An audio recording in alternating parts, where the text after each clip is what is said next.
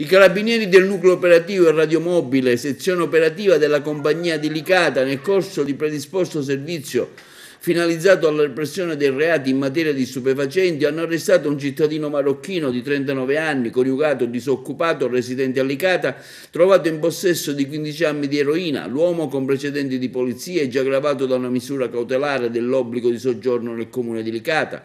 Controllato mentre percorreva a piedi via Palma, è stato considerato lo stato di agitazione in cui versava l'uomo. I carabinieri hanno deciso di procedere così a una perquisizione personale che ha consentito di rinvenire ben 16 dosi di eroina confezionate con della carta stagnola, per cui probabilmente pronte per lo spaccio. La droga era stata abilmente occultata all'interno delle tracolle dello zaino che l'uomo aveva con sé. Su disposizione della Procura della Repubblica di Agrigento, l'arrestato è stato sottoposto agli arresti domiciliari presso la propria abitazione.